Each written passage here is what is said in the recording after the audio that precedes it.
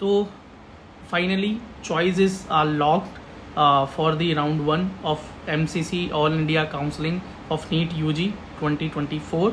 सो choices lock हो गई हैं, या तो आपने चॉइसेस खुद लॉक की होंगी या आपकी वो चॉइसेस ऑटोमेटिकली लॉक हो गई होंगी। डरने की ज़रूरत नहीं है, लॉक हो जाती हैं।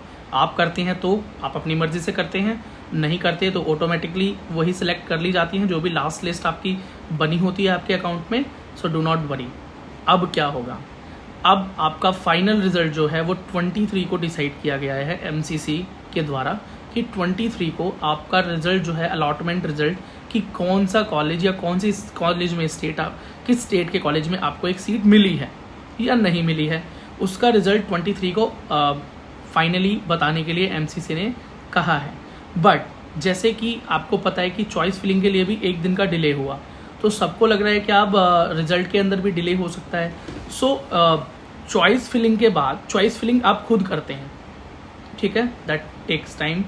एंड जो अलॉटमेंट का काम होता है वो टोटली सॉफ्टवेयर बेस्ड काम है। So this will not take too much time. एक सॉफ्टवेयर के थ्रू आपको सीट अलॉट होती है एंड कंप्यूटर्स एंड सॉफ्टवेयर उस पर जो काम करते हैं उसमें ज़्यादा समय नहीं लगता। रिगार्डलेस कि ज़्यादा बच्चे हैं, बट यू डोंट वरी, वो आराम से काम हो जाता है। अलॉटमेंट का ज़्यादा प्रॉब्लम नहीं होता। तो अलॉटमेंट से पहले एक प्रोविजनल रिजल्ट नीट मतलब MCC निकालता है। इसका क्या मतलब है, प्रोविजनल रिजल्ट का क्या मतलब है? इसका मतलब है कि वो रिजल्ट ही होता है जिसके अंदर आपको पता चलता है कि किस बच्चे को किस रैंक पर कौन से स्टेट का कौन सा कॉलेज अलॉट हुआ है, ठीक है, और उस बच्चे की कैटेगरी क्या है, मार्क्स क्या है, ये सारी चीज़ें उसमें डिटेल होती है। अगर आपको कोई सीट अलॉट हुई होगी तो उस प्रोविजनल रिजल्ट में आ जाएगी, ठीक, आप वहाँ चेक कर सकते हैं। अभी प्रोविजनल क्यों है, फाइनल क्यों नहीं है? प्रोविजनल के अंदर अगर किसी बच्चे को लगता है कि उसने अपनी चॉइस फिलिंग में किसी दूसरे कॉलेज को ऊपर रखा था, उसे दूसरा कॉलेज मिल गया, ये टॉप रैंकर्स को प्रॉब्लम हो सकती है, ठीक है। तो कई बार इस तरह की प्रॉब्लम हुई है, 2022 में भी ऐसी प्रॉब्लम हुई थी जिप्पर में, जिसकी वजह से पूरे राउंड 1 की काउंसलिंग प्रोसेस को दोबारा से करवाया गया था। सो उसके लिए अगर कोई प्रॉब्लम किसी को लगती है तो उसको चैलेंज करने के लिए आप फाइनल से पहले प्रोविजनल दिया जाता है और एक ऑप्शन दिया जाता है कि एक मेल, उस मेल पर आपको अपनी क्वेरी डालनी होती है। अगर आपको कोई भी प्रॉब्लम दिखाई दे रही है कि मुझे सीट अलॉटमेंट में कोई ना कोई प्रॉब्लम हुई है, सो आप अपनी क्वेरी वहाँ डाल सकते हैं। जेन्युइन क्वेरी होगी तो उसको रिजॉल्व किया जाएगा, ठीक, और नहीं तो उसके बाद एक फाइनल रिजल्ट आपको दिया जाता है। तो वो 23 तारीख को बोला गया है। अगर डिले होता भी है तो 24 को मिल जाएगा रिजल्ट, बस इससे ज़्यादा कुछ नहीं हो सकता, इससे ज़्यादा डिले नहीं होगा, ठीक। अब प्रोविजनल कब मिलेगा? प्रोविजनल मिलता है एक दिन पहले, क्योंकि चैलेंज करने के फाइनल रिजल्ट देने से पहले भी कुछ टाइम होता है। तो प्रोविजनल 22 तारीख, जैसे कि आज जो डेट है, आज शायद शाम को आपका प्रोविजनल रिजल्ट आ जाना चाहिए MCC पर। अगर वो उसको भी लेट करते हैं तो शायद वो कल आएगा, फिर परसों रिजल्ट आ जाएगा, ठीक है। तो प्रोविजनल के अंदर ही आप देख सकते हैं कि आपको कौन सा कॉलेज अलॉट हुआ है। And wish you all the best बच्चों। आई होप कि आपको राउंड 1 में कॉलेज मिल जाए। क्या होगा अगर राउंड 1 में कॉलेज नहीं मिलता है तो क्या होगा? क्या चांसेस घट जाएंगे? क्या फिर कॉलेज नहीं मिल पाएगा? फिर कुछ नहीं करना बच्चे, आपके पास इक्वल अपॉर्चुनिटी होगी सेकंड राउंड के अंदर भी। कॉलेजेस अपनी सारी सीट्स फर्स्ट राउंड में नहीं डालते एक्सेप्ट एम्स अपनी सारी सीट्स लेके उतर जाता है राउंड 1 में, तो उसके लिए बहुत कम सीट्स ही बचती हैं सेकंड राउंड में। बट जो बाकी GMCs हैं, बाकी सेंट्रल यूनिवर्सिटीज़ हैं, वो अपनी सारी सीट्स लेकर नहीं उतरते। जैसे आपने सीट मैट्रिक्स देखा होगा, या मैंने जो सीट मैट्रिक्स की वीडियोस बनाई हैं, official seat matrix from MCC all India के लिए जो 50% 15% पे थे, तो उसमें आप देख सकते हैं कि कॉलेजेस अपनी सारी सीटें लेकर एक बार में नहीं उतरते, ठीक है। अब बच्चे बोलेंगे भैया तो 15% ही तो है, तो 15% में तो इतनी सीटें बनती हैं। तो बेटा आप दिल्ली यूनिवर्सिटी का एग्जांपल ले लो। दिल्ली यूनिवर्सिटी के जो कॉलेजेस हैं उनकी ऑल इंडिया राउंड की काउंसलिंग एंड नॉर्मल काउंसलिंग जो उनकी स्टेट की होती है वो MCC करवाता है।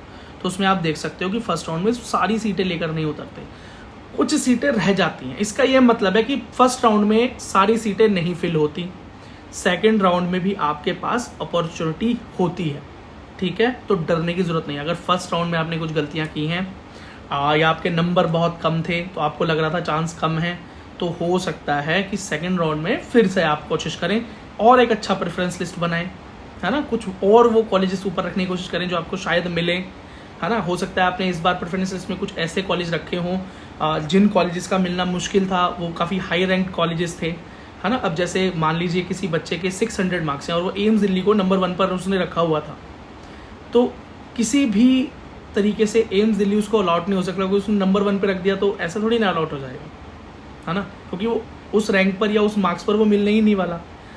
सो इस तरह की मिस्टेक्स बच्चे कर देते हैं। बच्चों को लगता है नहीं यार अब प्रेफरेंस भरना है तो टॉप के कॉलेजेस को ऊपर भर देते हैं।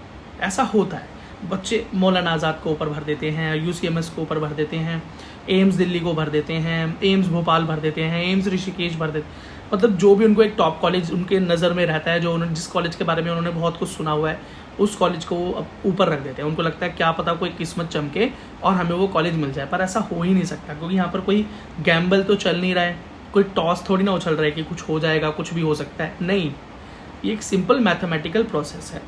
कहीं पर एक पर्टिकुलर रैंक पर एडमिशन होता है, उस पर्टिकुलर रैंक पे ही एडमिशन होगा, कोई चमत्कार नहीं हो सकता। आपकी कैटेगरी, आपके कोटा के हिसाब से भी देखें तो वो वही रैंक जो एक्सपेक्टेड है उसके आसपास ही एडमिशन होता है। अब 600 पर किसी भी तरीके से जनरल कैटेगरी अगर आप है तो एम्स दिल्ली आपको नहीं मिल सकता। So that is it. इस तरह की कुछ गलतियाँ हो जाती हैं क्योंकि बच्चे एक्साइटमेंट में, उनको लगता है कि बस अब तुम कॉलेज के दरवाजे पे खड़े हैं, और इस एक्साइटमेंट में वो इस तरह की गलतियाँ कर जाती हैं, और ये रियलाइजेशन उनको होता है तो सेकंड राउंड के अंदर वो गलतियाँ सुधार लेते हैं। तो अगर ऐसा हुआ है, पहले तो मैं कहूँगा कि आपको राउंड 1 में ही कॉलेज मिल जाए। आपने इस तरह की गलतियाँ नहीं की होंगी, आपने समझदारी से काम लिया होगा, आपने सिर्फ उन कॉलेजेस को चुना होगा जो कॉलेजेस आपको मिल सकते हैं, है ना, और उन्हीं कॉलेजेस को आपने अपनी प्रायोरिटीज़ के अंदर भी रखा होगा, चाहे आपके नंबर बहुत ज़्यादा भी हों। ठीक है, आपको शॉर्ट पता है कि आपको एक कॉलेज मिल जाएगा, फिर भी आपने प्रायोरिटी लिस्ट ऐसे ही बनाई होगी कि जो कॉलेजेस आपको मिल सकते हैं या जिन कॉलेज में आप जाना चाहते हैं। आपने अपनी प्रायोरिटी लिस्ट में 150-200 कॉलेजेस नहीं भरे होंगे, है ना। अगर मान लीजिए आपके नंबर 660 हैं, ठीक, तो आपको पता है कि एक GMC मिल सकता है, तो मैं इस GMC को रख लेता हूँ, और ऐसे 20-30 इससे ज़्यादा क्या GMCs रखे होंगे आपने, यही आपकी प्रेफरेंस लिस्ट होगी। तो हो सकता है उसमें से कोई कॉलेज एक आपको अलॉट हो जाए, दैट इज़ इट। ज़रूरी नहीं है कि सारे कॉलेज आपने भरे हो। कई तरह की गलती बच्चे काउंसलिंग में कर देते हैं। ठीक है, चलो यही चीज़ें मुझे आपको बतानी थी, and all the very best. अगर ये इन्फॉर्मेशन पसंद आई हो तो do like the video and subscribe to the channel, and also comment section is open for you. If you want to ask something, ask me, and you also join the channel by clicking the join button, ताकि मैं आपकी और ज़्यादा help कर सकूं, और member होने के बहुत और भी सारे फ़ायदे हैं। Thank you so much.